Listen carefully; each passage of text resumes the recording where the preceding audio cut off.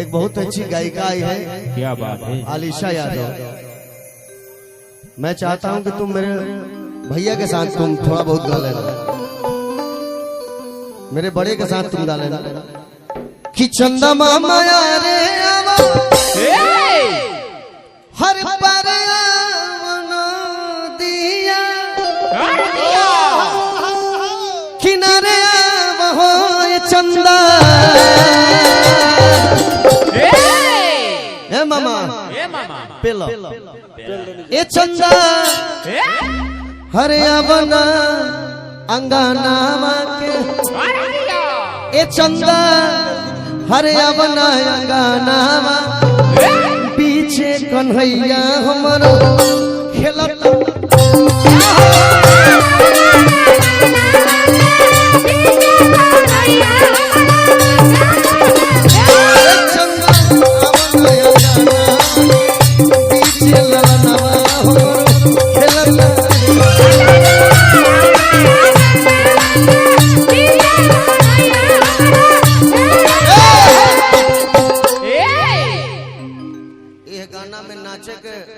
Dicky नहीं हिलावे नाचे के भाव छै। हां गुमटी नहीं डोलावे के हमरा जोरे आवा छपरैया जिला।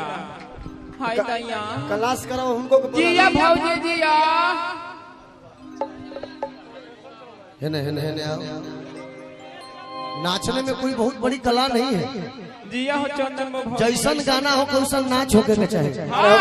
देख भाई हमने क्यों गाँव निहार है जा लोग बैठ के सुनी रात गाना बजाना बरिसा भगवान थे हूं भर बरिसा।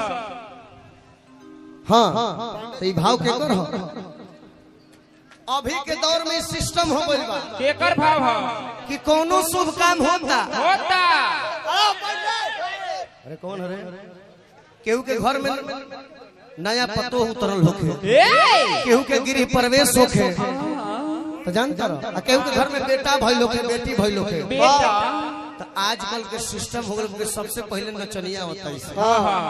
कतनो हिट ब्यास बोला लो आ मंच पर नचनिया नहीं खीस तो लोग जानतर का कही मारो इनके गाँव नहीं जो मत मार बड़हरिया रे खत्म बड़े से गावे होत रे। लेकिन ए बबुआ आज से 40 वर्ष पहले जानतर के आवे कोनो शुभ काम होखे मार डाला रे बा खटना सकदम शरीर भइल बा। आइबू के फोन नंबर देबू। अरे लौंडा आ लौंडा आवसत गावस नाचस का हेने अब लाइन में लाग दू गो गाना होके लेकिन जानदार होके केगा सारा लौंडा आगे करो। अरे सट रे पाजरा नाच कैसे होके कैसे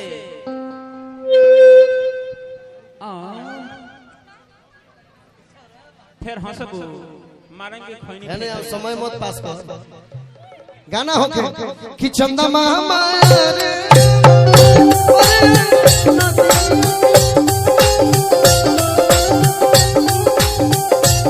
चंदा हटाओ न के हो माने ये जगह लौकता ए सखी होने डलता जाता फायदा होई हमरा में का फायदा होई रे सखी हाय नया खोजवाइल बिया कौना जिला के ई वैशाली के हिया ए मने फेरम बने कैमरा में फूलल आ जाओ ये फेरम बड़ा जरूर ए प्रमोद डाला तो दोनों तरफ डाला भाई सिस्टम हो जाओ।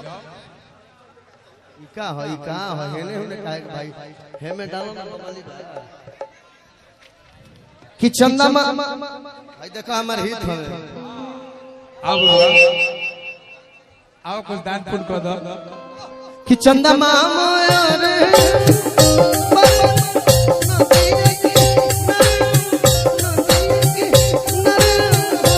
चंदा